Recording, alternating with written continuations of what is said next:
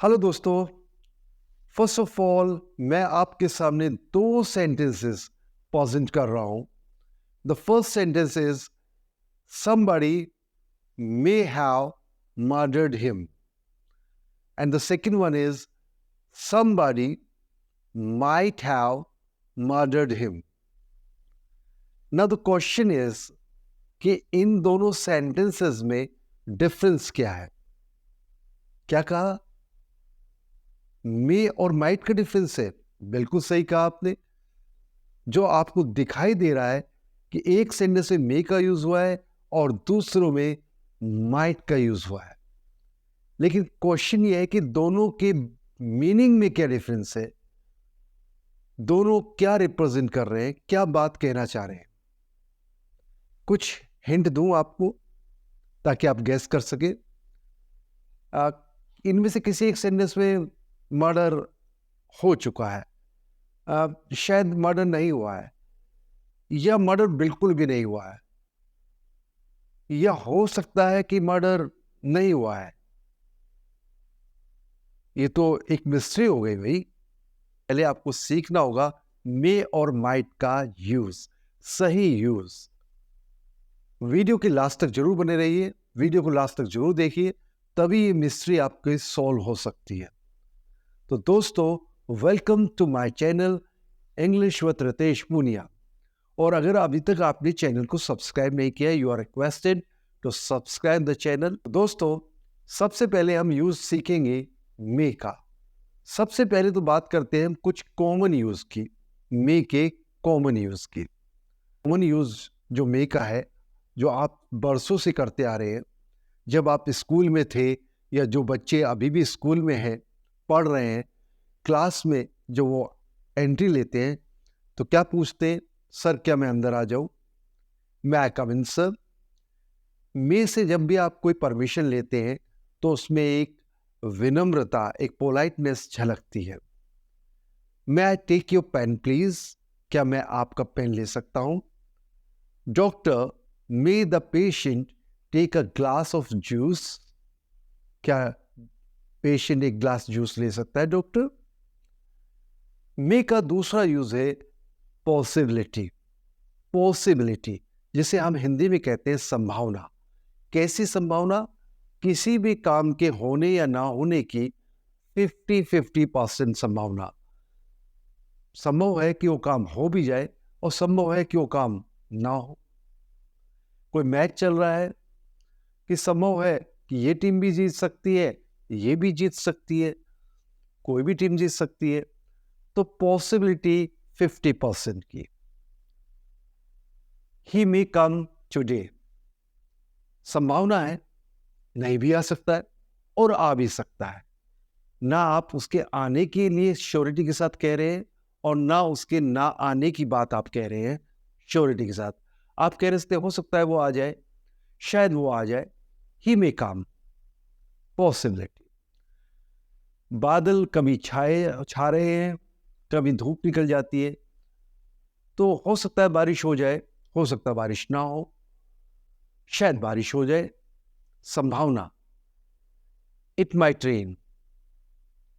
और जब आप नोट भी यूज करना चाहे तो कि बारिश नहीं होगी, लेकिन उस नहीं कहने में भी आप श्योरिटी के साथ नहीं कह रहे हैं। बादल नहीं है, धूप निकली हुई है, लेकिन मौसम का कुछ पता नहीं चलता, तो it may not rain today. हो सकता है बारिश ना हो और हो भी सकती है। तीसरा use of May, that is wish.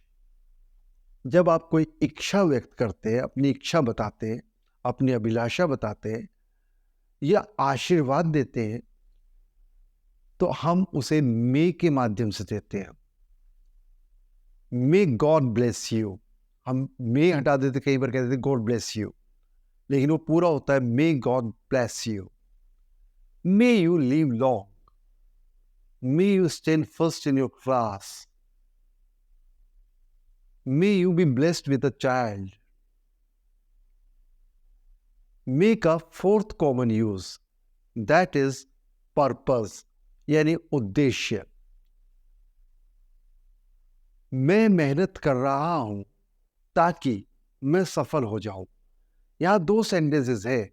मैं मेहनत कर रहा हूं, क्यों कर रहा हूं, इसका करने का उद्देश्य क्या है, वो बात ताकि के बाद बता रहा हूं। मैं सफल हो जाऊं, ये सफल होना मेरा उद्देश्य है, इसके लिए मैं मेहनत कर रहा हूं। यहां पर ताकि की इंग्लिश होगी सो दैट, और जो उद्देश्य आप रिप्रेजेंट कर रहे हैं वो आप मे से रिप्रेजेंट कर रहे हैं। आई am working hard so that I may succeed. वह तेज दौड़ रहा है ताकि बस को पकड़ सके। He is running fast so that he may catch the bus. तुम्हें अपनी दवाई समय से लेनी चाहिए ताकि तुम जल्दी ठीक हो सको। You should take your medicine in time so that you may get well soon. एक बात को आप अच्छी तरह से समझ लीजिए कि मे का यूज पास्ट में नहीं होता है, मे प्रेजेंट में यूज होता है। और मे का अब हम सीखेंगे यूज प्रेजेंट इंडेफिनिट में, प्रेजेंट कंटिन्यूअस में और प्रेजेंट परफेक्ट में। तीनों सेंटेंसेस में, तीनों टेंसेस में मे रिप्रेजेंट कर रहा है एक पॉसिबिलिटी को।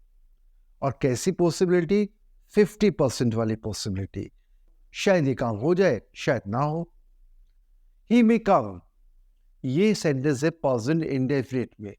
हो सकता है वो आए, हो सकता है वो ना आए, शायद वो आए, शायद वो ना आए। जब ना कहे तो आप मे नोट कह सकते हैं, ही मे नोट कम। वह आ जाए, ही मे कम।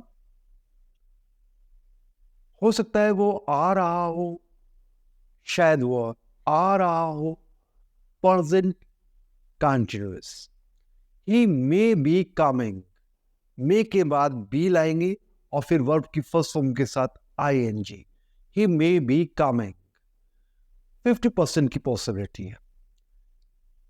हो सकता है वह आ गया हो, शायद वह आ गया हो। ही may have come, he may have come.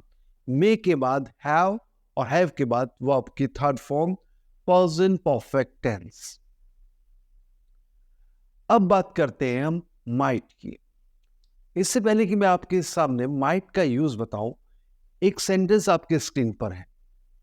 He told me that he may come on Sunday. उसने मुझे बताया था कि वह शायद संडे को आए। इस सेंटेंस में क्या मिस्टेक है? जी हाँ, इस सेंटेंस में एक मिस्टेक है और वो मिस्टेक है मे की। हम बात कर रहे हैं पास्ट की, और पास्ट में कभी भी मे का यूज नहीं होता है। जो मीनिंग मे पॉसिबिलिटी के रूप में प्रेजेंट में देता है, वही सेम मीनिंग माइट देगा पास्ट में। तो यहां पर मे की जगह आएगा might. He told me that he might come on Sunday. तो पहला यूज माइट का है कि might, it is the past of may. May का पास्ट होता है माइट। अब क्वेश्चन उठता है कि क्या माइट का यूज पास्ट में ही होता है, प्रेजेंट में नहीं हो सकता है? बिल्कुल हो सकता है। प्रेजेंट इंडेफिनिट में भी हो सकता है, प्रेजेंट कंटिन्यूअस में भी हो सकता है और प्रेजेंट परफेक्ट में भी हो सकता है। लेकिन यहां पर थोड़ा सा मीनिंग में डिफरेंस आ जाता है। मे भी प्रेजेंट में पॉसिबिलिटी दिखाएगा, माइट भी पॉसिबिलिटी शो करेगा। एक अस्पताल में दो एक्सीडेंट के केस पहुंचे।